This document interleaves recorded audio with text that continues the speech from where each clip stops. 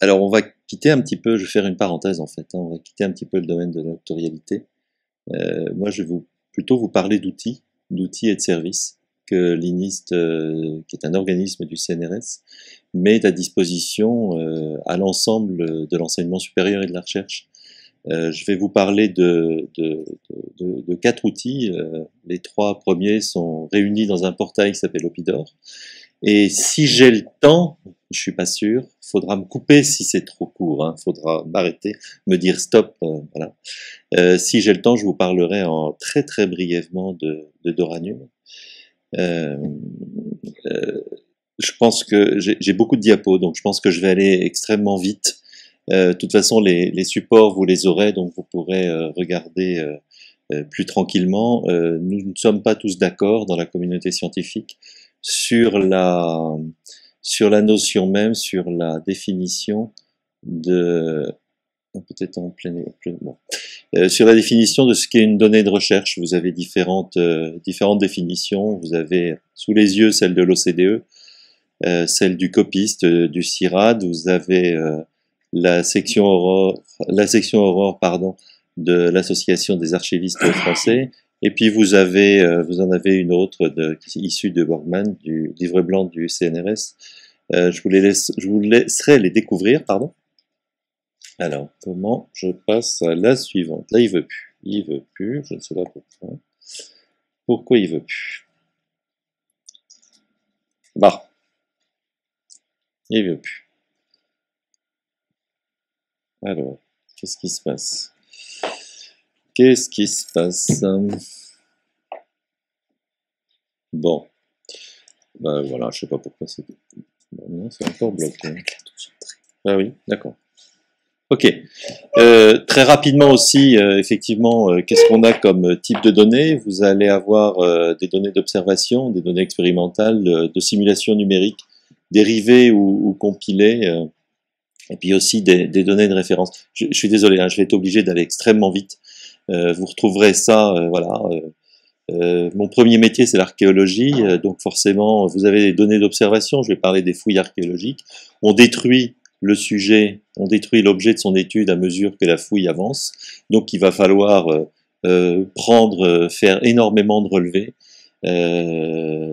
en altitude, etc., d'altitude, de positionnement sur un plan, et ensuite trouver une façon de gérer ces données. Les données expérimentales, vous avez par exemple le poids de la biomasse.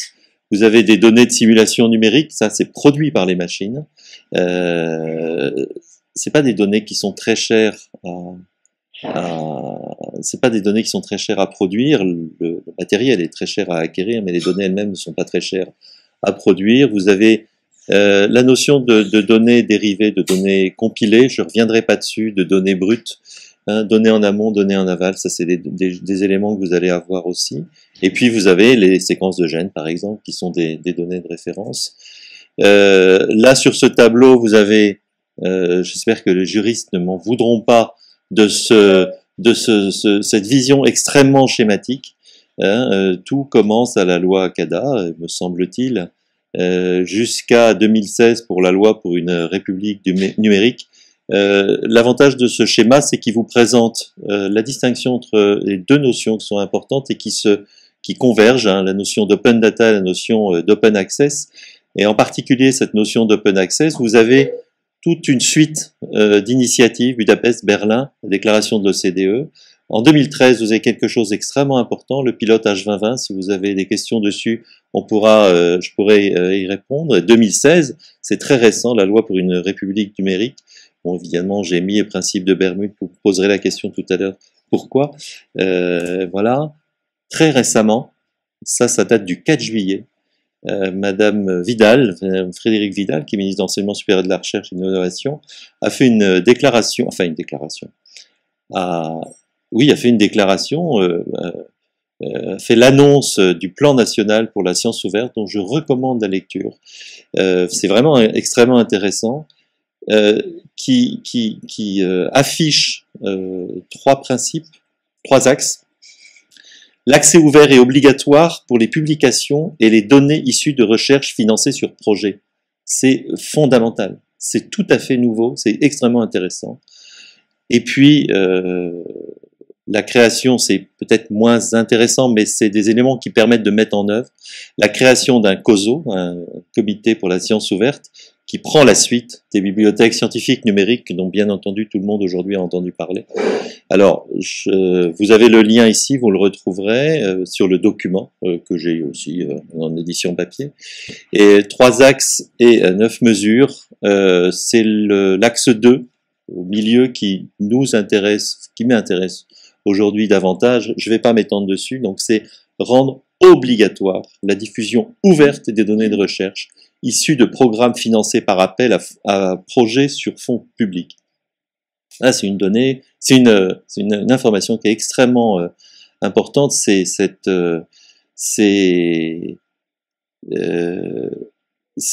au moins la concrétisation de tout ce qu'on essayait de faire dans les établissements d'enseignement supérieur et de recherche. Et cette concrétisation arrive avec ce plan national. C'est un grand soulagement pour nous parce qu'on a le soutien effectif de notre ministre. Voilà. Je vais passer très très vite sur le cycle de vie des données. On en a beaucoup parlé, sans vraiment en parler.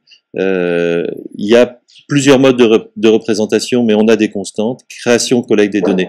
Là, j'ai mis quelques éléments quelques éléments de représentation. Vous allez retrouver à chaque fois la notion dont on a beaucoup parlé aujourd'hui de réutilisation des données.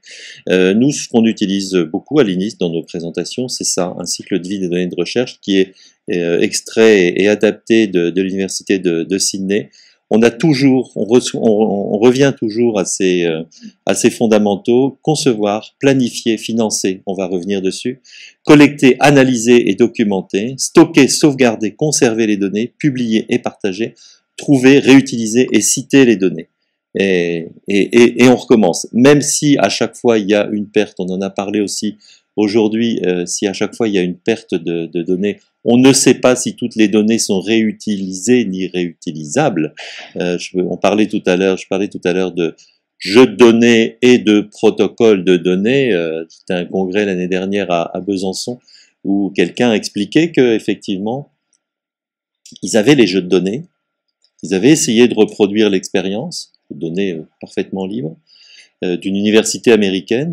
C'était un groupe français qui avait, avec un groupe allemand qui avait essayé de reproduire des données des résultats d'une expérience en chimie, n'y arrivait pas. Et ils ont travaillé avec les Américains jusqu'au moment où ils ont compris que le protocole de mise en œuvre de l'expérience qui aboutissait à ces résultats n'était pas le bon, n'était pas le même. Ça différait sur quelques détails. Et c'est ces quelques détails qui faisaient que des données au départ, on n'arrivait pas au jeu de données à l'arrivée. Donc l'importance du protocole est assez fondamentale. Je suis peut-être le premier à en parler, mais vous allez en entendre parler, sinon, si vous n'en avez pas déjà entendu parler, les principes FAIR. Les principes FAIR, est-ce que c'est seulement un slogan? Bien sûr que non. Bien sûr que non.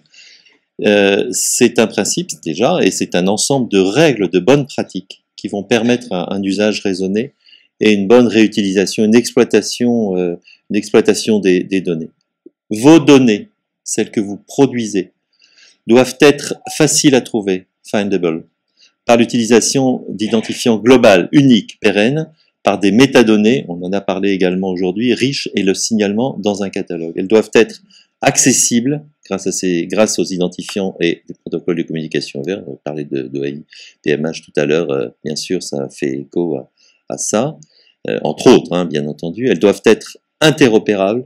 On utilise des standards de format de représentation, on utilise des vocabulaires, on utilise des ontologies, on utilise des dictionnaires de données. On va décrire les données. Pourquoi on utilise une échelle de 0 à 30 degrés, pourquoi on utilise voilà, hein, il y a un certain nombre de choses, et les données, elles vont être riches, elles vont être réutilisables, pardon. Alors là, on a particulièrement développé ce qu'a dit Evelyne, tout à l'heure, moi, a eu beaucoup d'écho et ça va alimenter une réflexion dans les mois à venir sur ces 5 niveaux de réutilisabilité des données. Ça, vraiment, ça apporte quelque chose de nouveau. Voilà les principes, le détail de ces principes qui ont été décrits par une association professionnelle qui s'appelle Force 11. Je vous laisse prendre connaissance et vous pourrez reprendre connaissance plus tard quand vous aurez les supports. Il ne s'agit pas, au fond, de faire que toutes les données soient faire au niveau maximum à chaque fois, mais de rendre possible l'accessibilité en mettant l'accent sur un élément de cette vérification des données. Évidemment, tout ça doit tendre vers des données le plus fair possible.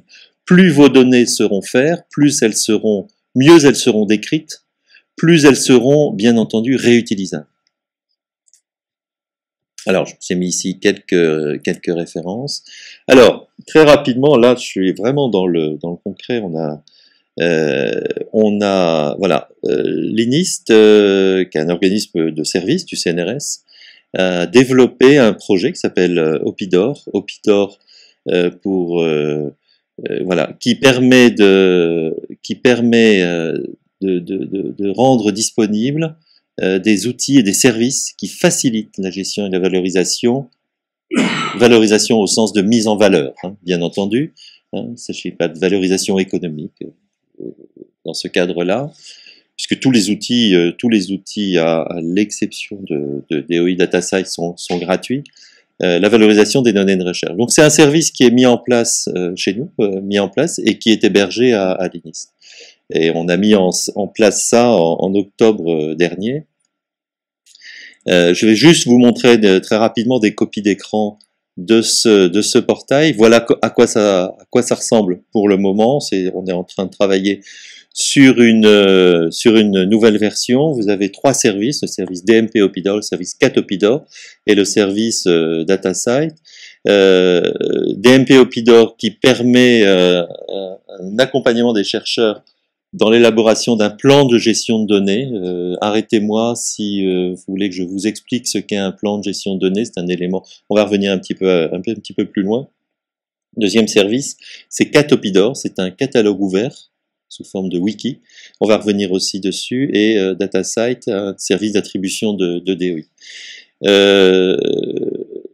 DMP alors Opidor, oui, c'est pour optimisation du partage d'interopérabilité des données de la recherche. Donc c'est un document évolutif qui décrit la collecte, le traitement, la documentation, le stockage, l'archivage, la conservation et le partage. C'est très complet pendant et après un projet de recherche. À noter que dans le cadre de H2020, tous les projets que vous pouvez déposer dans le cadre de H2020 sont maintenant H2020 demande obligatoirement un plan de gestion de données. DMP, Data Management Plan, plan de gestion de données en français. H2020, tous les projets H2020 aujourd'hui demandent un plan de gestion de données et proposent un modèle de plan de gestion de données. Et vous avez un modèle FAIR, vous avez un modèle ERC, vous avez différents modèles.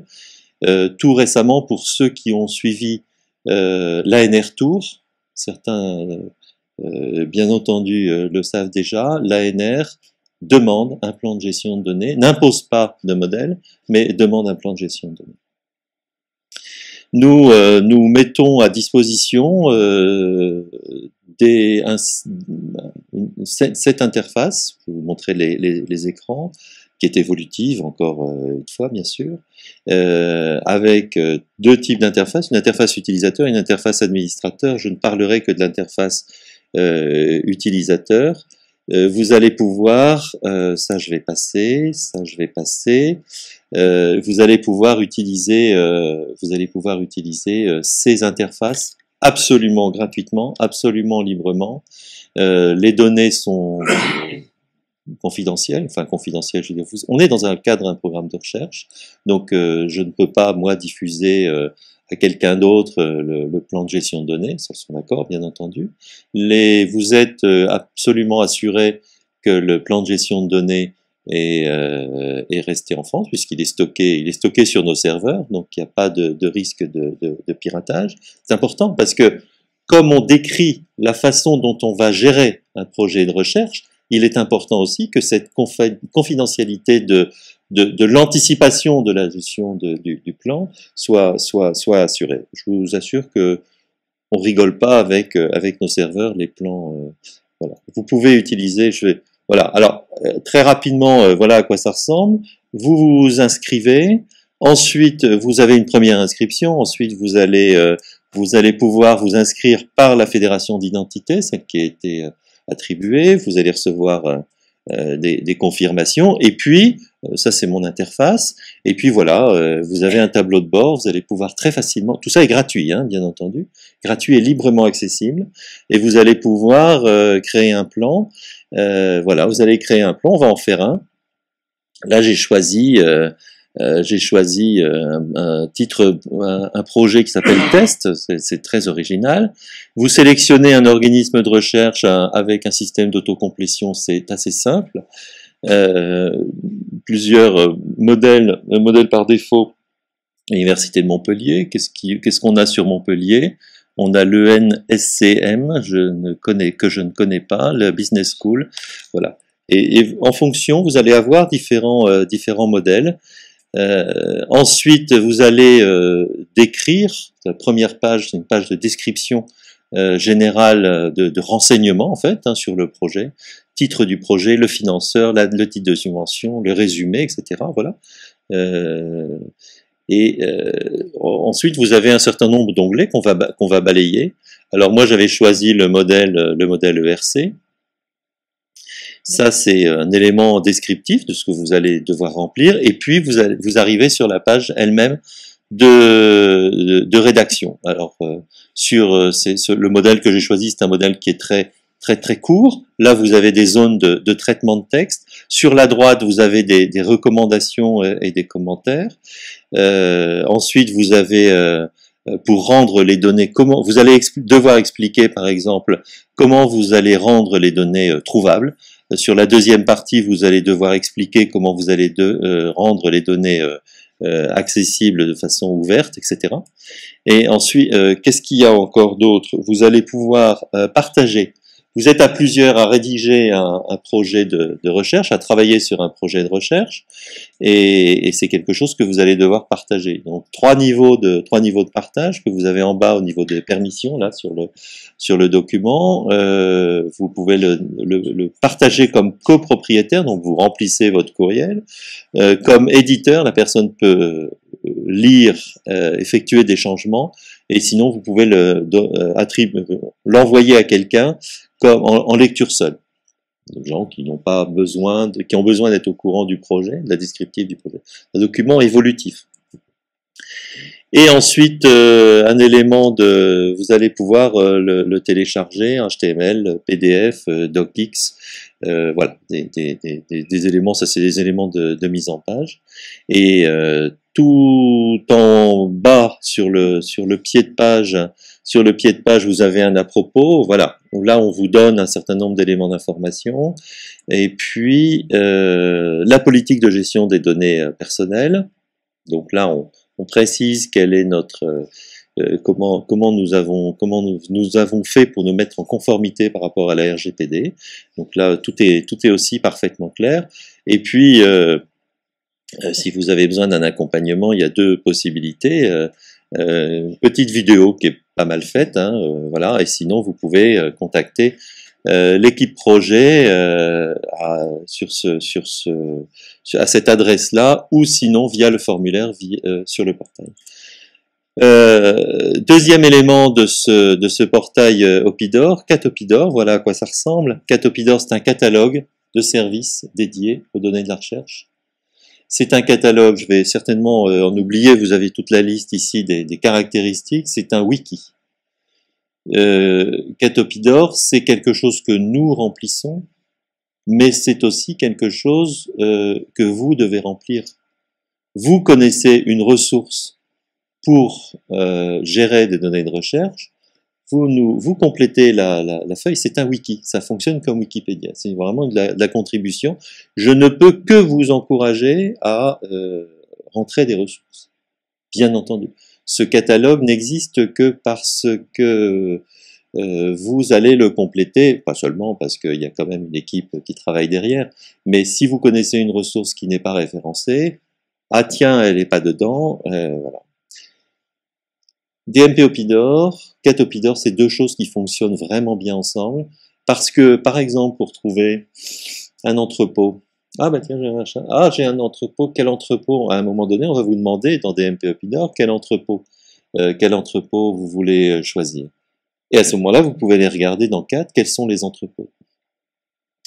Sur l'origine du projet, il est à l'initiative et il a été piloté par BSN10 en partenariat avec l'université de Strasbourg. Il continue d'être porté par le COSO qui démarre. Pour qui? Pour les chercheurs, pour les personnels d'appui à la recherche, pour les fournisseurs de services, pour les décideurs, pour les financeurs. Vraiment, j'insiste sur le côté collaboratif de cet outil. Il est actualisé par ses utilisateurs.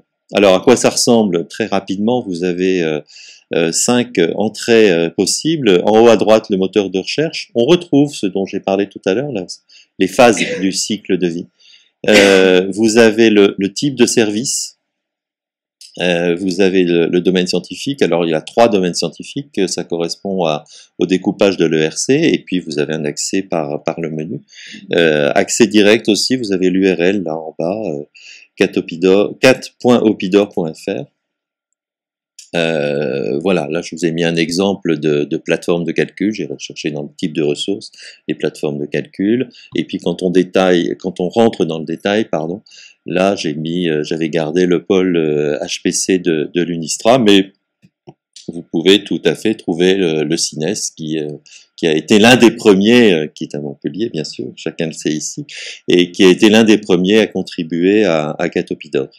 Vous vous rendez compte qu'il y a une erreur dans une description, vous nous écrivez, vous modifiez la page et on fait voilà. Et puis ça fera peut-être une transition, mais j'anticipe un petit peu sur Doranum. Doranum, un apprentissage numérique sur les données de la recherche. Voilà, j'en reparlerai un petit peu plus tard. Des questions à propos de Cat Opidor. Bien sûr, on a aussi une équipe projet, 2 personnes qui s'en occupent tout le temps ou très souvent en tout cas. Bon, voilà, vous pouvez contacter l'équipe projet à cette adresse-là ou sur le portail via le formulaire. Troisième service qui est un petit peu différent. Je précise bien sûr que Cat Opidor est entièrement gratuit. Troisième service qui est tout petit peu différent, c'est le service d'attribution de DOI DataSite. Là, vous avez la page de présentation. DataSite, donc créé à Londres en 2009, ça on le sait. L'INIST est membre de droit de DataSite. En fait, c'est le CNRS qui a délégué à l'INIST l'attribution des DOI. Donc c'est agence d'attribution. Nous sommes agence d'attribution de DOI pour la France. Je rappelle quatre principes qui permettent une identification pérenne des produits de la recherche scientifique, aussi les publications. Facilite la découverte des jeux de données, ça rentre dans le processus FAIR dont on a parlé tout à l'heure. Et bien entendu, ça participe à promouvoir la science ouverte. Voilà. La relation, c'est une relation contractuelle parce qu'elle est définie par DataSite qui nous impose des coûts. La relation est une relation contractuelle, c'est pas très très cher. Je pense que tout le monde connaît cette voilà. Le coût c'est 180 € par an avec un nombre de, si vous êtes ESR, avec un nombre de DOI possible illimité. Il y a 2 choses, je ne vais pas rentrer du tout dans le détail, je vais rester au niveau macro. Il y a 2 éléments, un préfixe qui est attribué par l'agence d'attribution, par nous, par l'INIST, et un suffixe qui est attribué par le centre de données, par l'organisme de recherche. Quelques chiffres à propos de DataSite. Actuellement, c'est 148 millions d'objets qui sont décrits. Pour l'INIST, nous en avons attribué 43 000 de 2013 à 2017, dont 24 000 en 2017. Donc c'est quelque chose qui est en train de croître, avec 75 centres de données. C'est des chiffres qui datent du mois de septembre. Alors, quelque chose de complètement nouveau à propos de DataCite, il existait dans DataCite un système qui s'appelait MDS, qui permettait de charger en masse des données, des DOI, pardon, soyons précis, des DOI. Il se trouvait que cette application était très très peu utilisée. Elle était utilisée par les grands comptes et elle était très très peu utilisée parce que pas du tout pratique. Il fallait vraiment une équipe d'informaticiens derrière.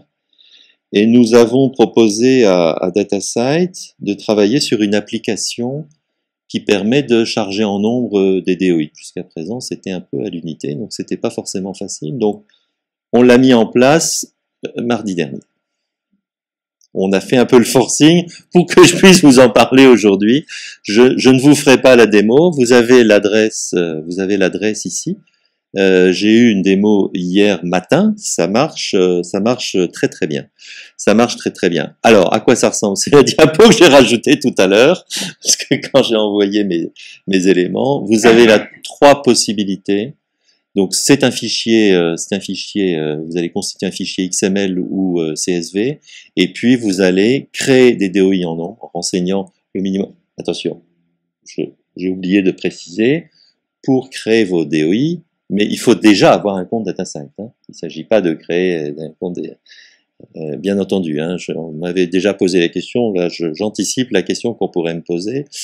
Donc nous avons développé ça qui permet donc de créer des DOI en grand nombre.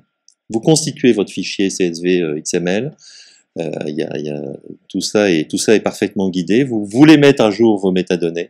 Donc ça marche bien aussi. Et vous voulez vérifier les URL associés aux DOI et lister vos DOI. Parce qu'en fait, l'intérêt du DOI, c'est que c'est une URL qui est gérée. Et une partie, ça fonctionne. Alors, je ne vais pas trop rentrer dans le détail. Ça fonctionne avec un système de landing page. Le DOI est définitif. On crée un DOI, on ne peut jamais le détruire. Mais en fait, c'est l'URL derrière qui est l'URL qui est gérée par le centre fournisseur, le centre de données. S'il y a une modification dans l'URL, parce que l'emplacement des jeux de données a changé, à ce moment-là, c'est à l'organisme de le signaler et de mettre à jour. Donc, l'organisme doit mettre à jour ses métadonnées ou ses URL. Et ça, c'est contractuel. Et puis, donc, du coup, on peut aussi vérifier. Cette interface, à terme, dans les semaines qui viennent, cette interface, va être intégrée dans le portail qui lui-même va évoluer, etc. Voilà. On a aussi une adresse datasets@inist.fr et une équipe de 2 personnes et bientôt 2,5 qui continuent de travailler à ce projet. Ouf, je reprends ma respiration. Quatrième élément, mais un autre volet. Projet d'Oranum, je pense que je vais passer très rapidement. Je ne sais pas s'il me reste un tout petit peu de temps. Très peu. Alors je vais passer très vite. Le projet d'Oranum, c'est un projet qui a été soutenu par la BSN. C'est un projet d'apprentissage, d'auto-apprentissage sur les données de recherche. C'est un projet qui a été porté à la fois, BSN nous a demandé à l'INIST de le porter, et puis qu'il soit porté aussi par l'URFIS de Nice. Donc c'est un projet qui a été co-réalisé INIST URFIS de Nice pour répondre aux attentes et usages des publics chercheurs, enseignants-chercheurs, doctorants, professionnels de l'IST. 9 thématiques abordées. Je vous laisserai découvrir ça parce que là vraiment j'aurai pas le temps. Les interfaces là que je vais vous montrer, les copies d'écran que je vais vous montrer, n'ayez pas peur, vont changer dans les semaines qui viennent parce qu'on évolue sur les portails. Ça ne change rien au nombre de thématiques ni au thème abordé. Et vous allez avoir voilà. Donc le public, ça j'en ai déjà parlé. On a trois niveaux, un niveau en bref, un niveau l'essentiel et un niveau pour aller plus loin, plus un glossaire des facs, etc. Pour qui? Alors, pourquoi pour qui? En bref, c'est vous avez besoin d'une initiation aux données de recherche, d'une sensibilisation. Donc là, c'est les fiches synthétiques dont vous allez avoir besoin.